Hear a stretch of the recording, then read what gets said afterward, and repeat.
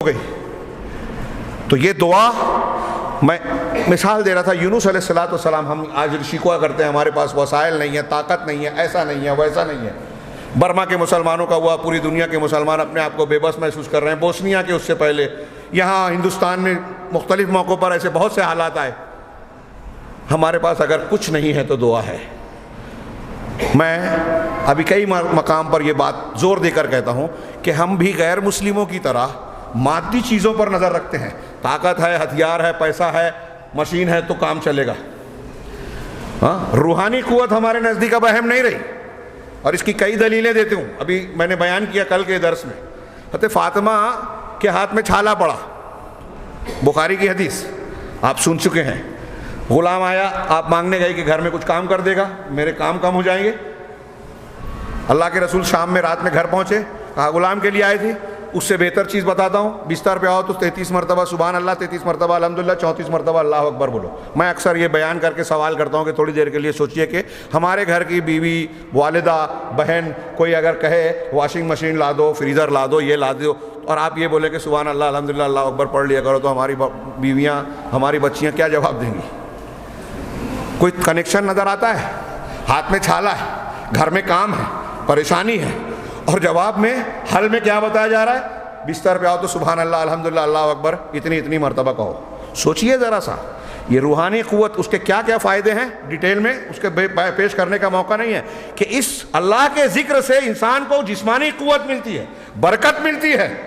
ذکر و اذکار کے کتنے فائدے ہیں. علامہ ابن قیم نے تقریباً کہا کہ قرآن و حدیث کی روشنی میں ذکر کے 100 سے زیادہ فائدے ہیں، کم سے کم 100 فائدے قرآن و حدیث میں بیان کیے گئے. اس سے دل کو اطمینان ملتا ہے، اللہ کی قربت ہوتی ہے، شیطان دور بھاگتا ہے، انسان کو مال میں برکت ملتی ہے، عمر میں برکت ملتی ہے، مسائل آسان ہوتے ہیں، بیماریاں دور ہوتی ہیں، دعا ضائع نہیں ہوتی، یا تو فوراً قبول ہوتی ہے، یا اللہ تعالیٰ اس کے بدلے میں کوئی مصیبت ہٹا دیتا ہے، یا آخرت میں اس کا اجر و ثواب دیتا ہے. ضائع کوئی دعا نہیں ہوتی.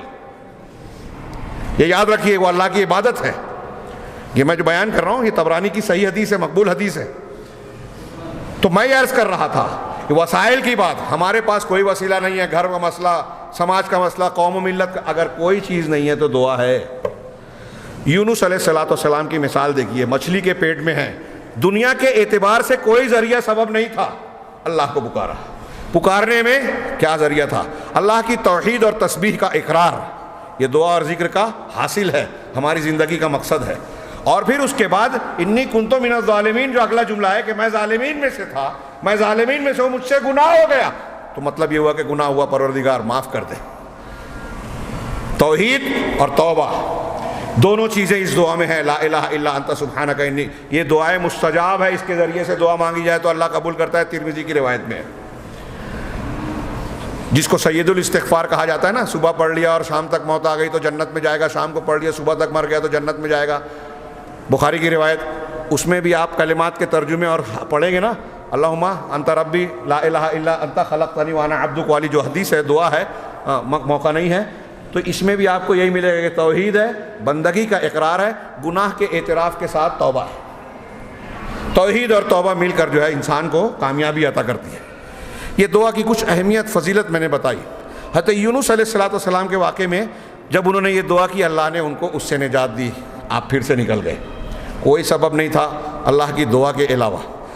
دوسرے انبیاء کے حضرت ایوب علیہ السلام بیماری میں شکار تھے، کچھ لوگ کہتے ہیں 18 سال، بعض روایتیں کہتی ہیں 3 سال، کم و بیش جو بھی ہو، کوئی سبب نہیں، گھر والوں نے بھی ساتھ چھوڑ دیا.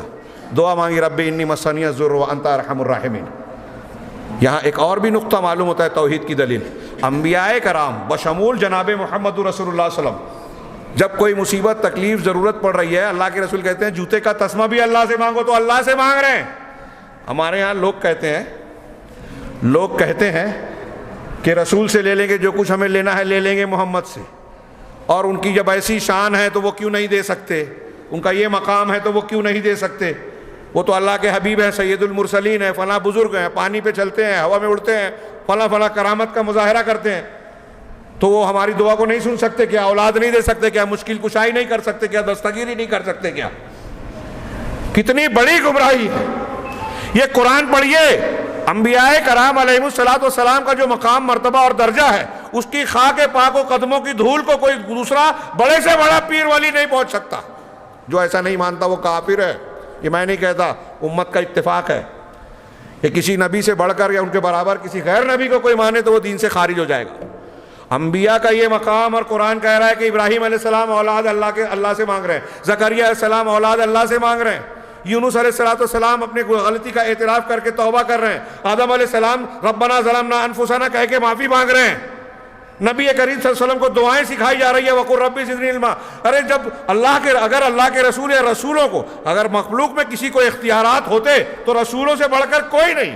اور جب رسول خود اللہ سے مانگ رہے ہیں، اس کا مطلب ان کے پاس پاور، طاقت، اختیارات نہیں ہے. کون سمجھائے؟ قرآن پر ایمان ہے، رسولوں پر ایمان ہے، لیکن یہ بات ماننے کے لیے تیار نہیں.